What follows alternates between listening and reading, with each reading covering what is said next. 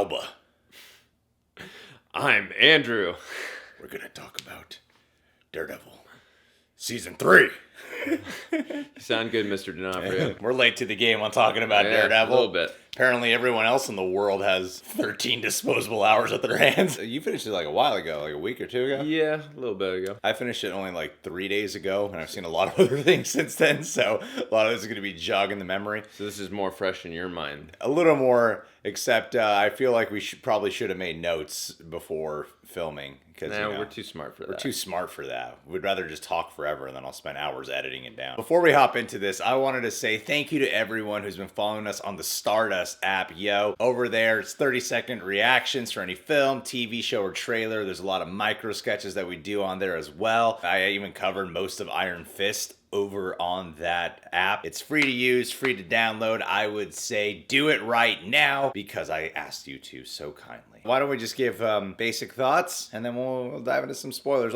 The way I like to do spoiler reviews is not like, let's break down this whole season because we'd be here for 26 hours. I'm just going to talk about whatever really stands out and comes to my mind in this moment, or whatever comes to your mind. But what are your general thoughts on Season 3? I mean, overall, I found myself entertained. I really enjoyed it. I thought for the most part it was well paced. I mean, there was a couple times it was predictable where I was able to call things out for sure. But I mean, this point in time, it's hard to, get to the point where I'm not shocked and surprised. If you can do that, it's amazing. But there were some moments where for sure I was like, oh, I didn't see that coming. I agree, there were some predictable moments, but overall the action was pretty good. Vincent D'Onofrio is just so incredible, and I really like the portrayal of Bullseye in this season for me personally. Yeah. So yeah, that was some good stuff. I will say one thing negative that I'm probably gonna get some hate for. I don't like Karen Page. I don't think you're gonna hate for that. I don't know anyone who likes Karen Page. Yeah, and maybe that's the point. Ugh. Gets on my nerves, that character. Just no matter what situation I'm in, I'm on the verge of tears at every moment I'm talking. I like this season. I do. I want to make that clear because I feel like, especially when you're talking about comic book related material, if you have a criticism, oftentimes you start to over explain, so that way you're like, well, I know people are going to give me some backlash for criticizing this, so I'm going to over explain, and then suddenly the video turns into this comment box thread of, you just hate this thing, don't you? And I'm like, no, I just got caught up in over explaining. So I don't want to harp on my criticisms too harshly. I really enjoyed this season. What's good about it is good. What's great about it is like a lot of the same things that you probably hear all around. A lot of people really prefer this season over season 2. It's definitely better than Defenders by like, oh yeah, like sure. way better. I personally found this to be my least favorite Daredevil season. Okay. If I'm being totally transparent, I appreciated more than I actually really did like from the heart. In a weird way of why I feel like the effect is diminished, there was something about season 1 and season 2 that felt like something special, something of an event. And then halfway through this show, it was a little bit after when Daredevil meets Bullseye for the first time. It was a little bit after that moment when I realized Daredevil's just another show now. Everything that was predictable was the overall arc of the season. Matt starts off as this guy who's like, I don't want any friends, like he's back to that. And you're like, okay, so by the end of the season, he's probably going to be friends with Karen and Foggy, like right towards the end. He's probably going to get Nelson and Murdock back again going. Fisk is going to go back to jail. And like all those arcs make sense. It's like, of course, that's where we go. I think the only one that was kind of annoying to me that I predicted, he's not going to be Bullseye officially in this season. They're going to end it in a way where it's a cliffhanger, and then they're going to go into season 4 where Bullseye is probably the main villain. When it ended on that specific scene, it was like, wow. And I predicted that like on the second episode. It's the way how it ended was very much predictable from the first couple episodes. So there was a lot of lack of excitement for me during it. Don't get me wrong, there's a lot of really good intensity in it. There's still some amazing performances. I just felt that there was something about its style that I thought wasn't as visually striking. And I think that's because a lot of it is during the day. Season 1 and 2 is more primarily night. Yeah. And then season 3, you see Wilson Fisk staring out the penthouse in the daytime a lot of the time. Daredevil was walking around as Daredevil during the day. You associate Daredevil more in the night. So a lot of that striking visual imagery I didn't really find as much as I like, which I think is an effect to its tone and effect to how everything else sort of plays out. And also a little too much, guess there was something at some point in the show where I'm like, where did the writers think we need more Karen Page? You know when it hit me, when that really got on my nerves? It was when there was that cliffhanger moment of one of the episodes of where Poindexter's being sent to go kill Karen Page. It's like, oh, he's gonna go to the church, we're gonna get that church scene. And then half of the next episode is dedicated to her backstory. Yeah. And I'm like, why would you slow down the momentum of this intensity to do this? That episode I didn't care, and I didn't feel was necessary to the story. I mean, I get where they were trying to go with that,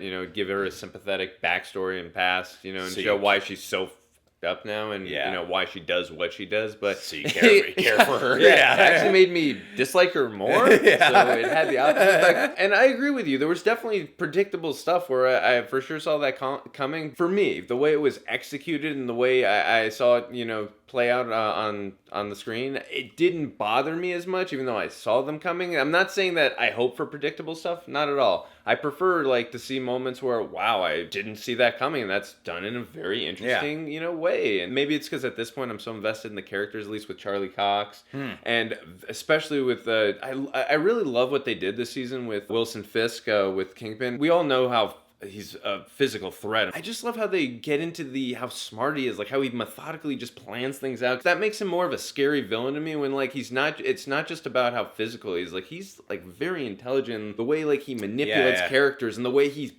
puts fear into characters, it's just done in a way I'm like, this is one of my favorite MCU villains by far. To me, in the first season of Daredevil, I love Wilson Fisk.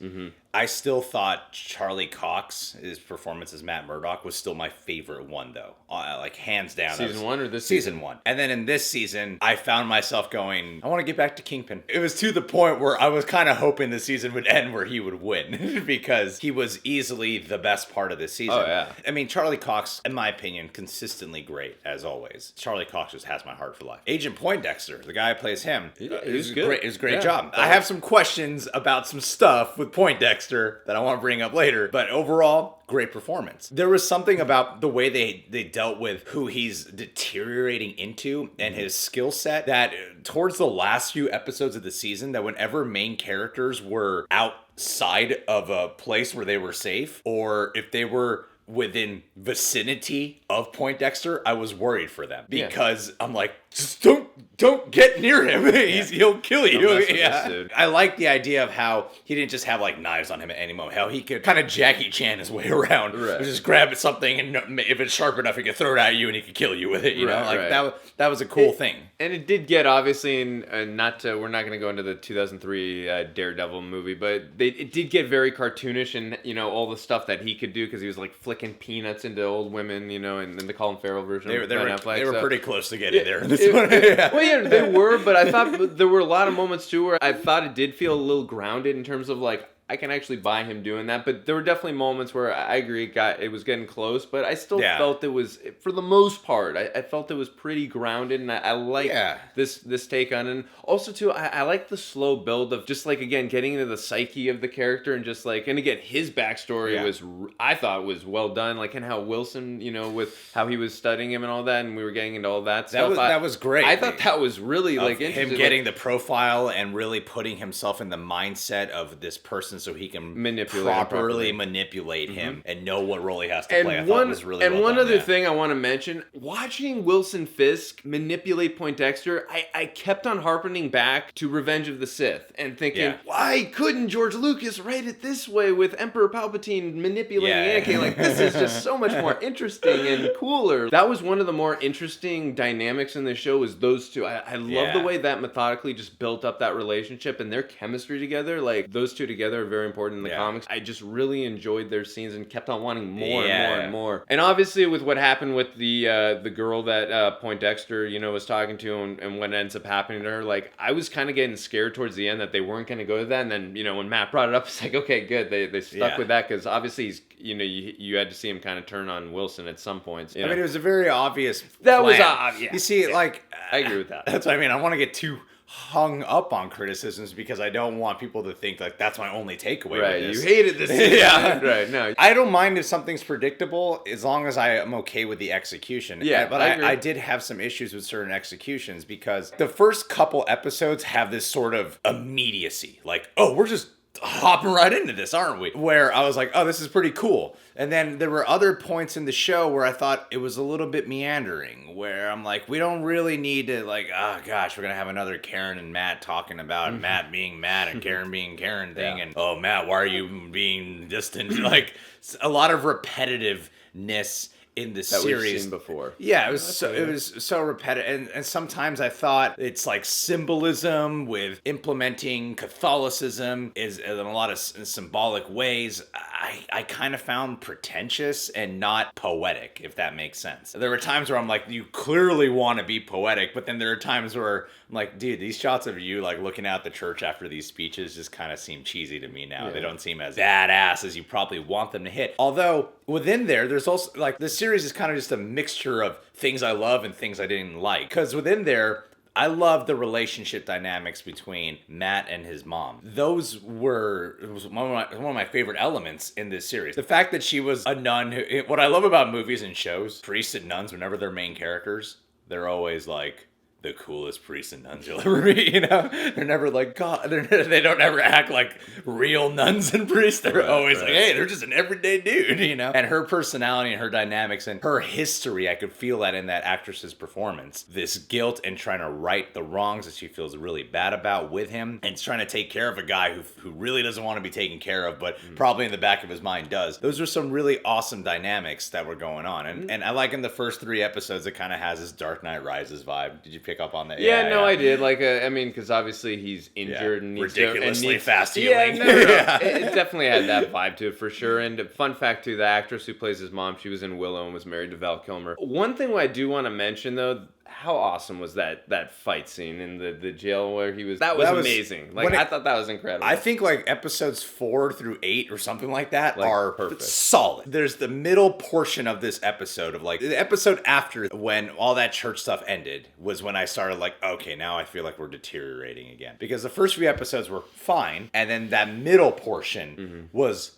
great. When you get to that prison scene, I had heard that there's a one-shot scene in here. I had no idea it was going to be that long. What I love about that one-shot sequence is it's very different than the first and second season one. The first season is this one cool hallway fight where it's like badass choreography. The second one is one that's tracking him as he's going through a building and going down the stairs. That was awesome. It was a real badass fight with a lot of intense choreography. And then in this one, he's not suited up. I mean, he's wearing a suit, but he's not Daredevil suited up. Right. You can see it's Charlie Cox. It feels like a prison riot, but there's also scene work in there where he's talking with the Albanian guy and you're keeping the plot moving forward. There's a real level of intensity and it feels more realistic than the other ones. So while the choreography in terms of like martial arts movements is nowhere near on par as season 1 and 2, this one was way more intense than those because of what was at stake. The reveal that Fisk is watching him and Fisk knows. There was a lot of emotional intensity that was not there as strong or as prevalent in season 1 and 2's one-shot sequences. No, I'd agree with that. And also, too, one thing I really appreciate in these fights is you really feel the blows when they're being hit. I love the fight choreography they have on all 3 seasons of Daredevil. It's just very well done. It's a lot better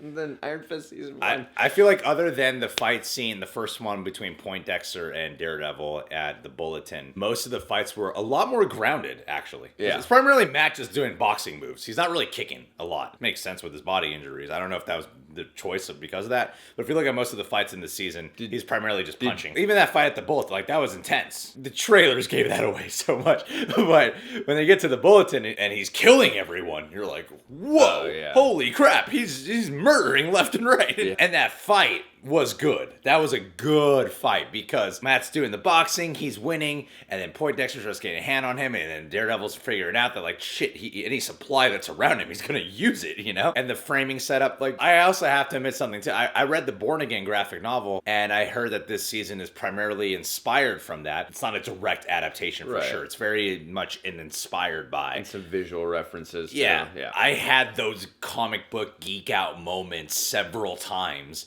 where I was watching it going, oh my god, that's right from the Born Again comic. Like, I had that quite a bit, actually. That was really nice for me. With Poindexter, right? The guy was so psychotic in such an insecure way. And also, I really like Agent Nadeem, but we'll go back to that later. The guy was so psychotic, and not in like he's a genius psychotic. He's very highly insecure that I had to question it and go, how the hell did this guy who's this insecure become an FBI agent? Get all the way to being an FBI agent? That threw me off. And also, the level of like, how crazy he was with certain moments of just like grabbing anything and he could throw it. There were times where it seemed a little ridiculous. Like, don't get me wrong, I want to bring it back. I did say that it created this level of fear in the atmosphere whenever people were outside or if he was around. Simultaneously, though, there were moments where I'm like, that's just ridiculous. How? I agree. The one where he killed the coach with the baseball, I'm a baseball instructor, so I can tell you that's horseshit. Yeah. That one was horse. And I get it, it's comic book character, it's it's the not MCU, real. but I get it, but that was horseshit. The rules you've established with Poindexter is he's a human being, and that's it. They haven't established anything about him having any superhuman thing in here. Right. When he kills that one, I think he's a homeless guy or something,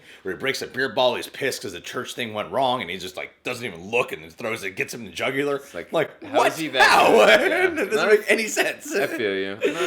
If the actor wasn't so good, I would have more issues with that. Right. Because I'm like, I get what this dude's performance is. It's really good. And you make a good point, but I think that's kind of why I was a little more forgiving for those cartoonish moments, because there was more a blend of, like I said, grounded moments where they did have it where I'm like, actually, I do buy that when he is throwing that. But like I said, the baseball one and a couple other moments, you're like, how's he able to do, like, how is he actually able to do this? Who's like, this good in real life at any of this, you know? No, I get it. I will say that obviously with that, it creates, a sort of a threat level where, like, you really have a fear for everyone because he could obviously just, fling something like that. But that's what was, especially in the last, like, 2 episodes, when Matt and Nadeem are, like, on the run. Every time they're outside of a building, or even in the final fight when Vanessa's in the room, I'm like, dude, get Poindexter out of the room, Right.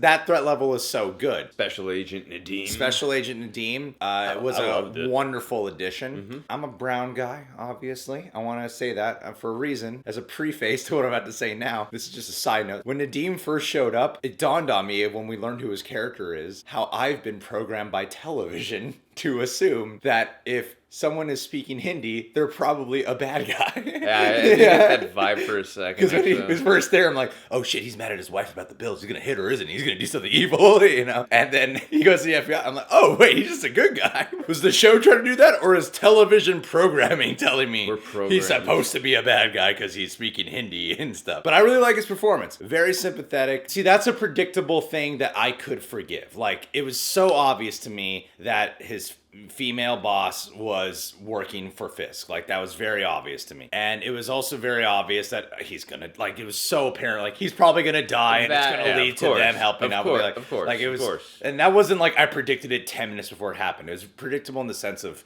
a few episodes before it was like becoming very apparent. I guess I keep harping on this point because I'm fine with predictability as long as the show can give me a moment where I'm like, wait a minute, is what I predicted not going to happen? The show never gave me that. It's like when you watch The Dark Knight. Like, I remember the first time you watched The Dark Knight, you get to a point where you're like, is Batman going to lose in this movie?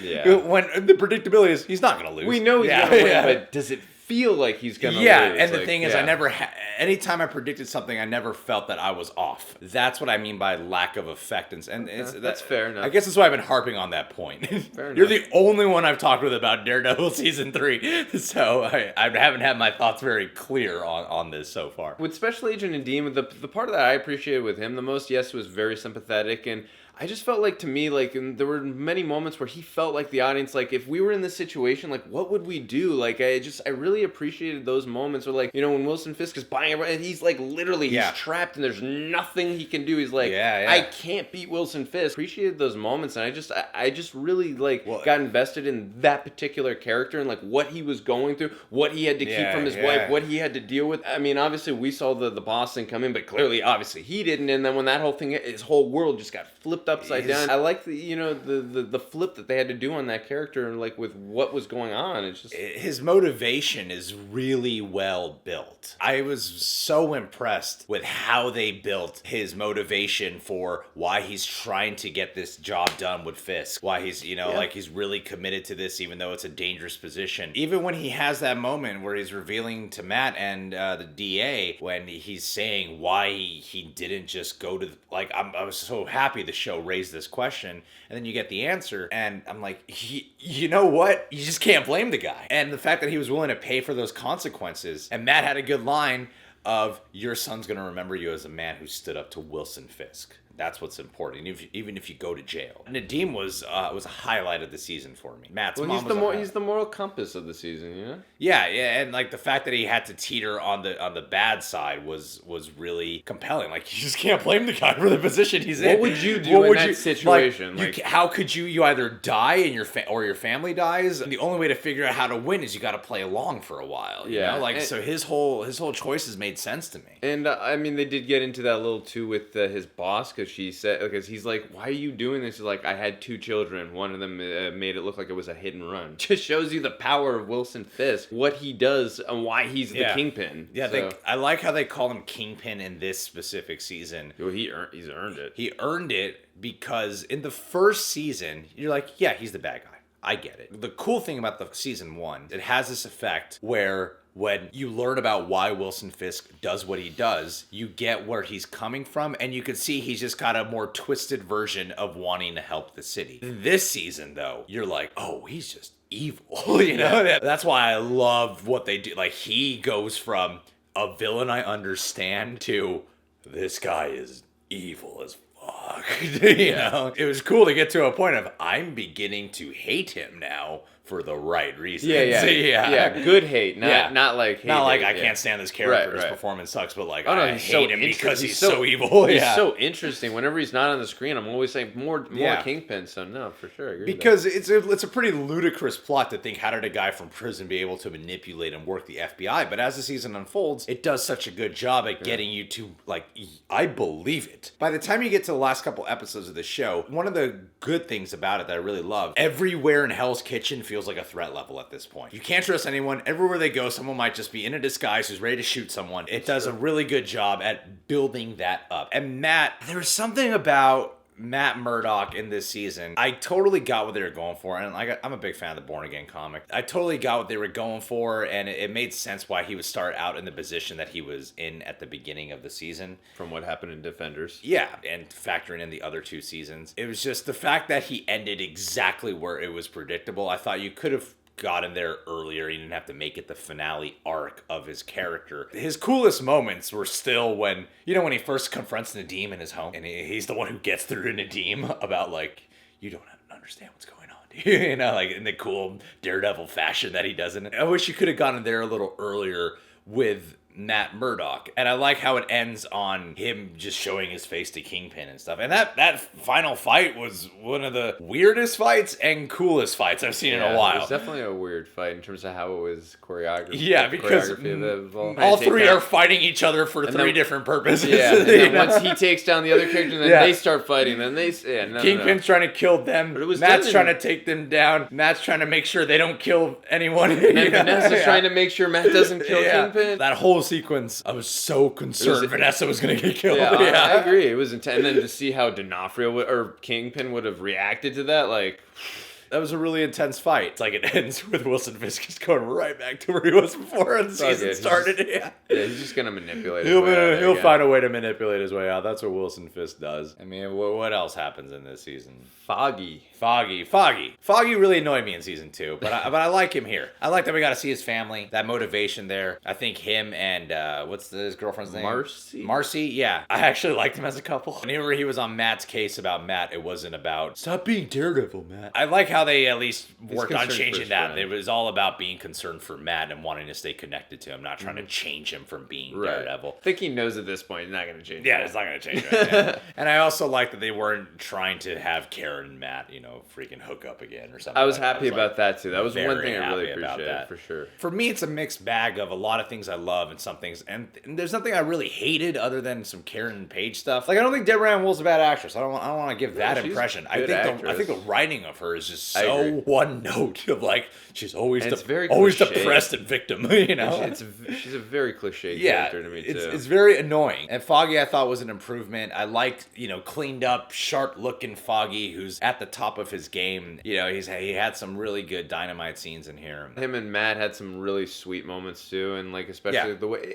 Very predictable, obviously, but the way it ends that's good. with them... To me, that's good, though. Yeah, but the way it ends and, like, again, the execution of it, like, I appreciated that, and to see that relationship and that law firm get back the way it was supposed to be, like, it makes me, like, look forward to the future for sure. This whole video has been me trying to figure out why I'm harping on the predictability factor. The reason I've been harping on it is because I felt there were no surprises. That's why I feel like it was just another show. And also, too, you made a good point. Like, I don't mind predictability if you can make me think, oh, wait, maybe what I thought I predicted might not actually. Oh wait, it did happen. But it's like it takes your mind off of that. But it's like nope, it's just exactly what I thought. Like even right down to when the priest died. The second that was definitely the second Matt confronts him, it was like, oh, he's gonna die. And then the next episode, he dies. Cliche. That's just when I'll agree to that. Right when Matt was yelling at him, I'm like, bye. Yeah. What happened at the end? When they were doing surgery on him? Yeah. So they were fixing his back, and then is that it? I mean, I'm assuming he's gonna go to prison, and then now he's got his identity of Bullseye. I kind of separate the words cliche and lazy. Because sometimes I don't think they coexist. Sometimes cliche is separate from lazy. That cliffhanger I actually thought was really lazily done. The surgeons are having this conversation there, Right. Like, wouldn't you have had this conversation in pre-op stages? Not when you're doing an actual surgery, like. No, and then they have this like cheesy ass shot where he wakes up in the middle of surgery on his Bullseye. Just totally did not fit with the entirety of the other season. It just didn't. I think it's an enjoyable season. There's plenty I love about it. I don't know. I feel like overall, in the grand scheme of things, it's just another Daredevil season to me. It's not something special to me. I don't know. It's not as special as the other two. I'm not going to get into a ranking and do I like this better than season 1 or 2. I would just say I love all 3 seasons. They're all unique and special to me in certain different ways. In terms of quality, I thought it was right up there. I was entertained. By the time we got to the 13th episode, there was maybe that one Karen Page backstory episode. I was like, I didn't think that was necessary. But overall, I wanted more, because usually by the time we get to like episode 9 or 10, I'm probably just by myself in this. I'm like, I kind of want it to just end already. But I didn't find myself saying that in this. I'm like, I kind of want more. I kind of want more. So... We're usually like exactly on the same page. This is the first time for any of these Netflix Marvel shows where I'm like, hey, I gotta disagree with you there, Andrew. When it ended, I was like, all right, I'm fine. Cool. Well, if we're gonna do a comparison in terms of these seasons of what we just had this last few seasons, well, we had Jessica Jones season 2, we had Luke Cage season 2, we had Iron Fist season 2, and now we have Daredevil season 3. By far, Daredevil season 3 is my favorite of those 4 we just named. Not even close. And I enjoyed those other 3. I just don't think it was close. I thought Daredevil season 3 was better than any of those other 3 for me personally. I think this season has so many things that I overall love more than those other seasons of the shows you named. But I think as a total of a season, I would prefer Luke Cage. I prefer that one over Mireya Stooks. Yeah. Come on, how can you not love that? I think it's because I just hold Daredevil to unfairly, I hold Daredevil to a higher standard than the other shows. I really love Iron Fist season 2, but holding up to the mantle of Defenders and Iron Fist season 1 ain't as big of a bar as I'm setting. Daredevil to me, I naturally hold that to a higher bar, and I actually think it's probably at an unfair rating, but it's who I am, and that's how I feel. Yeah, and it's fair. I mean, you're still saying you enjoyed it, you really liked the season, but there was a lot more things you could pick apart criticism wise than you could for seasons 1 and 2, for instance. Yeah. The level of standard for Daredevil is very high. Naturally, as you get going in time, it's gonna be easier to pick apart things that might bother you, just because again the standard is so high. So no, it's totally understandable. Appreciate you understanding. I understand you, Greg. I understand you, Greg. Yeah, I give it like a 6.5 to 7, somewhere in between there. 6.7 out of 10. Yeah. I'd probably go more in like the 8.7 range, somewhere Okay. like that. Yeah. Somewhere That's like fair. that. I'd say seasons 1 and 2 are more like 9.4, 9.5 range, and I'd put this like right under that. Yeah. Right, little right under that. But Season 1's like 10 out of 10. Season 2 is like 8.5 for me. And then this one's like, yeah. Season 1's like perfect for you. Season 1's It's perfect. Season 1 is perfect to me. Like, I that's feel a you. perfect No, season. it's a great season, I've seen it twice, and I'm like, that's a perfect Dude, season. Yeah, if you got someone's head being plopped off by an Escalade door, how can you get more perfect than that? What were your favorite moments of Daredevil season 3? Comment below. What do you want to see for Karen season Page. 4? Yeah, more Karen. But it arced into them having Nelson, Murdock, and Page, and like they're all happy, and I'm like, I can't wait to get back to season 4 where she's all depressed and stressed again, and he's all crying like, in each scene. stressed, and Matt's all like, we can't do work together. Right? You guys are it's dangerous. You know, like let's get that back. You guys can subscribe to the Reject Nation. Click that notification bell. Check us out on the Stardust app. Andrew's on the Movie Source channel. Please show him some support. Subscribe to them now. Has a lot of great content. See you guys.